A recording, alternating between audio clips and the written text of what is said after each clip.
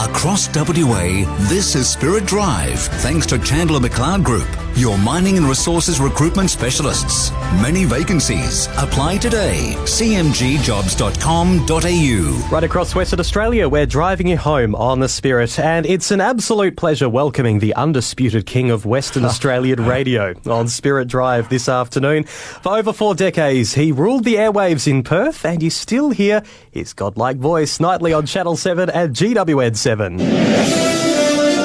the studios of 7 Perth, Rick Arden and Susanna Carr. What a voice, what a voice indeed. The Life of Fred Boddicker is out for all to read in the new book, Sure Beats Working.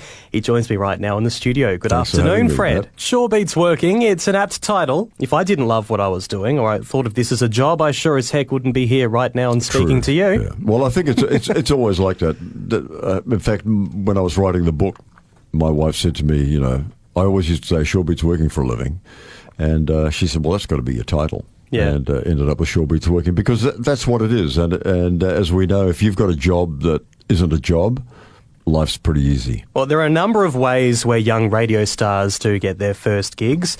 There's a joke in the industry today, I'm sure you've heard, that you need to just sign up for a dating show or a singing or cooking show and a glorious gig in radio awaits. And that happened because, you know, radio stars, unfortunately, they became corporatized, and they could save on promotion because these people were already known, but they weren't really radio people. Yeah.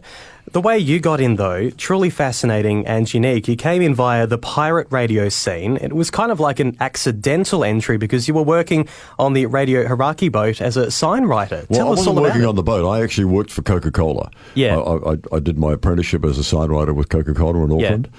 And they were a big advertiser with the pirate radio station. So I would do a lot of work with the radio station when they would do the equivalent of like the Royal Show. They'd put a booth in there where they used to pre-record their shows that were broadcast a week later from the ship. Yeah. And I got to know the guys. Being a young guy in the shop, had listened to the pirate station from day one, obviously, through the 60s. And every 5 weeks there was a spare bunk on the boat, and the program director said, would you like to go to the boat for a week? And I said, yeah, great. It was December, summertime, out in the middle of the ocean off Great Barrier Island. So I said, I'll take my gear out and tart up the signs while I'm there. Yeah. And a short version of the story, after I did that, it's 3 days after, I'd been on there 3 nights and a storm hit. And this was a ship, an old wooden coastal trader with a 120-foot broadcasting mast sitting out in the middle of the ocean on a mooring. Yeah. So it didn't have to get very rough for this thing to start moving around. Yeah. There was a new Aussie guy on board, an announcer, and he got seasick right away. They had to get a crayfish boat out to get him off. Wow. My dad was a commercial fisherman. I'd been on boats for as long as I could remember. Don't even know the meaning of seasickness personally. And I said, look, I feel okay. Is there anything I can do? And they radioed back to town to the thing, and the PD said, put him on the air, because live from the ship used to be 1 a.m. to 6 a.m., and then a breakfast show from 6 a.m. to 9 a.m., and a 12 to 2 lunch. The rest was all pre-recorded. So I did a few nights. I just went on the air that night. I'd been a listener to the station from day one, you know, and I listened only to that station, like most young people in New Zealand did in those days, because it was radio. The rest of the radio was boring. Yeah, and it played great music. So I did that, and it was just going to be a story I told my grandchildren, really. Yeah. And then I got a call a couple of weeks later saying, look, we've got a spot now. A guy can't make it out. Do you want to go? We'll pay you this time. And I talked to my wife about it, and stopped being a sign writer and started being a radio announcer. Here we go. Yeah. I have seen the movie as well, The Boat That Rocked. Yeah. Is it anything like that at all? Or, you know, the sex, drugs, rock and roll, all that jazz? Well, I don't know about the sex, drugs and rock and roll. Most of the time it was boring because we used to spend 2 weeks on, 2 weeks off. Their ship was a lot bigger, of course, and that movie was made by, the director was a Kiwi, of course, so he knew all about pirate radio. It was, you got bored. I mean, it was great being out there doing that, but it was a means to an end. I mean, this pirate radio station existed to get the country's broadcasting laws changed. I mean, it was a mission, and a lot of people were behind that mission. There was a heck of a lot of support, and it worked. And it was the only pirate radio station on the planet that got a license. Every other one got outlawed. Yeah. And I ended up probably being the longest-serving announcer on that station. Yeah. After starting like that. Well, your path obviously led to more legal operations. Then ultimately a move to Australia. Was there any trouble with your accent at all? Did they say, "Oh, you sound a little bit too Kiwi," I guess, for Perth because airwaves? we talked about this a lot because in Auckland and Sydney we always talk about a mid Tasman accent. Yeah. Because Auckland is so close to Sydney. Yeah. Travel between the two is common for both sides. We're Aussies working with us, especially in radio. So we do have a mid Tasman accent. Aucklanders, I have to admit, the Kiwi accent's probably got broader since I left. But in those days, Aucklanders didn't sound like the rest of New Zealanders. Okay. It was the biggest city, obviously. Yeah. And there was that accent. I mean, there was a lot of Australians at Auckland, and over time, like as I say, it was described as a mid Tasman accent. Mm. So I've never thought about my accent. I've never actually given any conscious effort about changing my accent. I've just been me because and in radio that's what you have to do. You've got to be you. So that's it. However that works. And was it true that you spoke to the legend that is Gary Roberts that basically helped you over to Western Australia and I guess 96 FM? Gary used to work with me in Auckland. Yeah. Yeah, so I was the program director and breakfast announcer in 1977, and it was tough doing two jobs. And I said to my boss at the end of 77, look, I can't do this anymore. It's too much. And he said, well, you're not coming off the air. So we hired Gary Roberts from Newcastle, and he came over and worked as the program director of Hauraki. And then when 96 FM got its license, he got a call, and he decided to come to Perth and work there. I ended up getting involved with the first Perth FM radio station in Auckland. Sorry, the first FM station in Auckland. And I walked out of that when Triple M took it over. Yeah. An Australian network, of course. Yep. And I was helping a mate working on a Tom Petty and Bob Dylan tour. And I got a call from Gary saying, I heard you walked out. Do you want to come to Perth? And I said, keep talking. And I was a very keen windsurfer. He knew I was. And that was it. We came to Perth, yeah. If you are driving home at this very moment, you're wondering, I have recognised that voice before. We are speaking with the amazing Fred Bodica here on Spirit Drive. We've got plenty more to talk about. Of course, the new book, Sure Beats Working, is out now. Back right after this on Spirit Drive statewide. On the Spirit. Matt Layton driving you home. Right across Western Australia, this is Spirit Drive, and I am chatting right now with radio legend Fred Bodica here in the studio. The new book, Sure Beats Working, is out now at all good bookstores and online as well. Now, Fred, you've met the creme de la creme of international music stars, the late, great David Bowie, Sting, Neil Young. The latter you were rather fond of. Oh, Neil, he's the best person I've ever met. I mean, they're all great people, but Neil was special. And the fact that I got to hang out with him for a while still blows me out that it happened, you know. How did that happen? It's not a short story. Okay. It happened through his boat. Yeah. He had what happened was there was a sports journalist friend of mine in Auckland. He'd come back from Rarotonga. He said, I've just been to Rarotonga. Neil Young's boat's there on its way to Auckland. It's coming for a refit. You've got to check this thing out. It's just amazing. So it hadn't arrived in about the time we thought it would. And I said to him, mate, I bet it's up in the Bay of Islands. So I loaded my windsurfer on the car, grabbed him, and we drove up to the Bay of Islands. I saw this boat out in the water, rigged my windsurfer, sailed out to it, knocked on the side of the boat. This guy came out, he says, where did you come from, man? And I said, is this Neil Young's boat? He said, yeah, but where did you come from? So I explained that, I knew about it and that I worked in radio, and when they came to Auckland, I'd be happy to, help out. Because it was in Auckland for 6 months for a refit. And Roger, the skipper on the boat, who was the architect of the boat, who built the boat, it was the most incredible thing I'd ever seen. It was just fantastic. It was an old 1915 Baltic trader that Neil had bought, taken it to his ranch, totally gutted it and rebuilt it in Native American timbers, and it was just the most delightful thing you could imagine.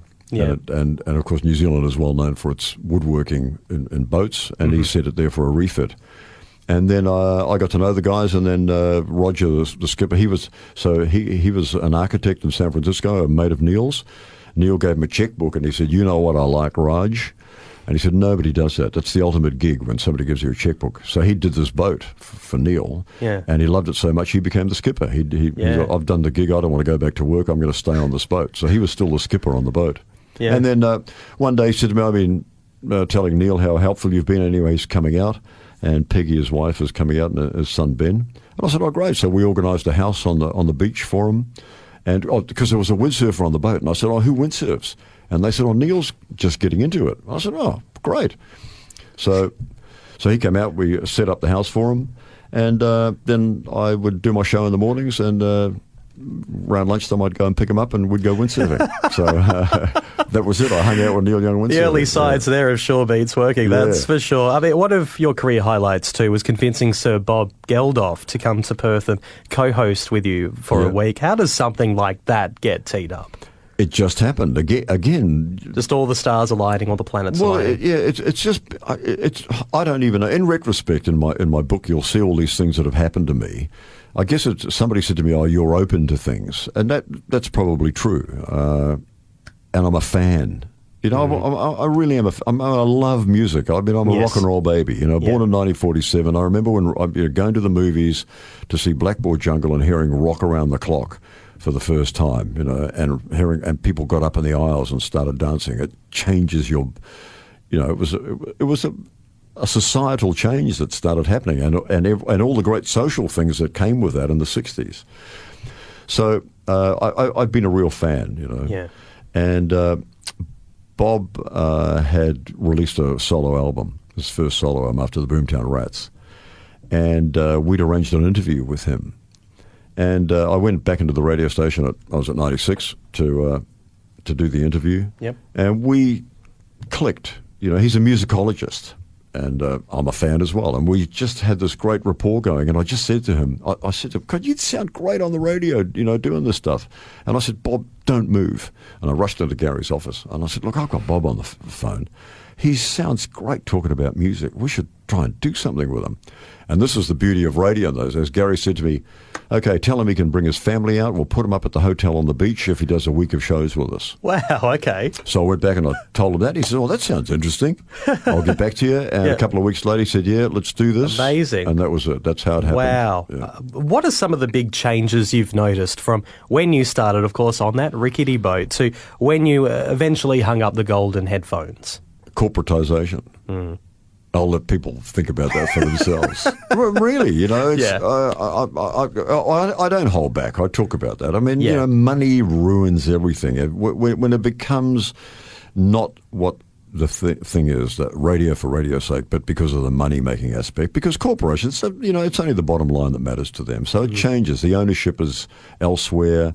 You know, we all worked for individual radio stations who they got bought because they made so much money.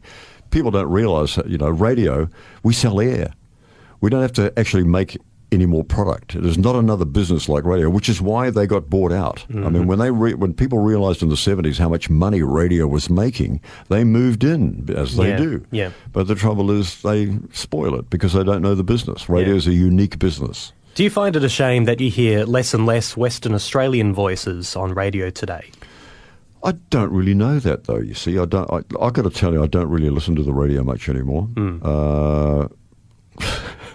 For pretty obvious reasons, I think. Sure. You know, a lot of talk.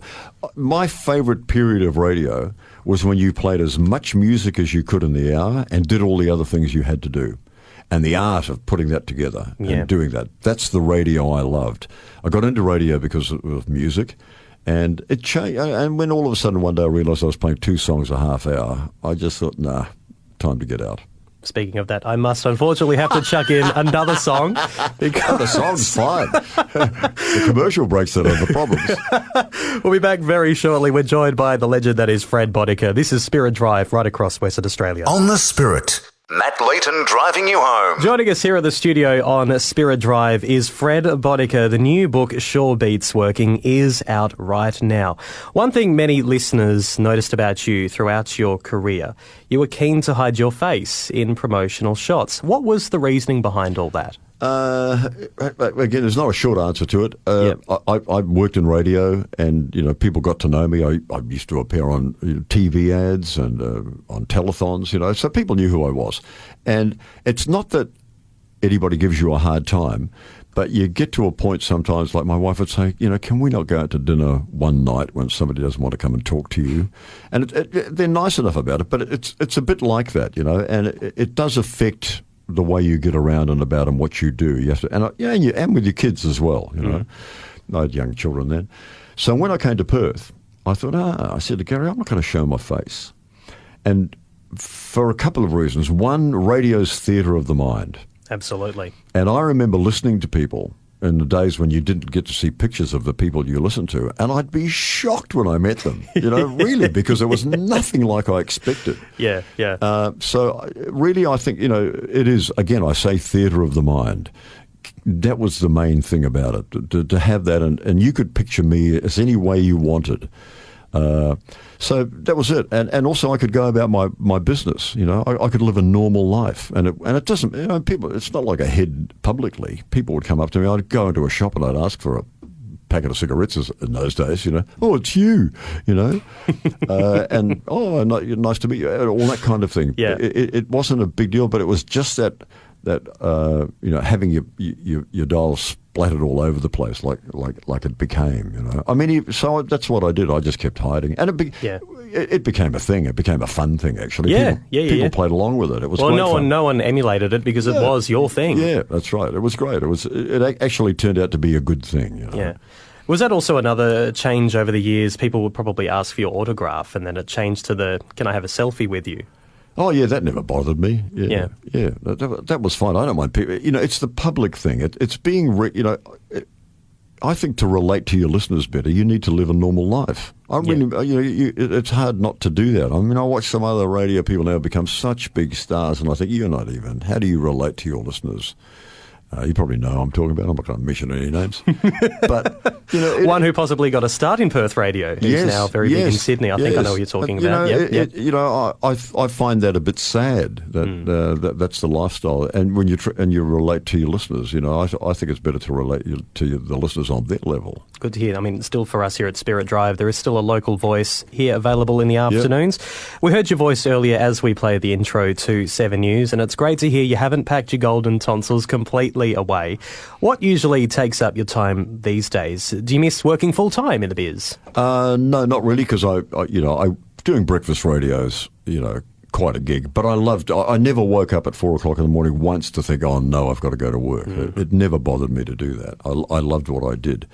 But I just got to the end of wanting to work in radio because of the change of the administration more than anything, and I'd done it a long time, and I'm in my 70s, so it's not like I'm still need to work as such. I like to work and I do voice work. Yeah. That's the thing. And then I started the thing. Somebody always said to me, "You should write a book."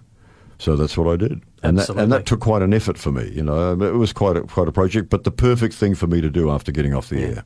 Well, there's no doubt a new generation of stars or up-and-comers will be listening to our chat this afternoon. What's your advice to them who too want to live the Shore Beats working life of radio? I say this early in the book. The only undisputable truth is now. Whatever happened before or what might happen is somebody else's opinion.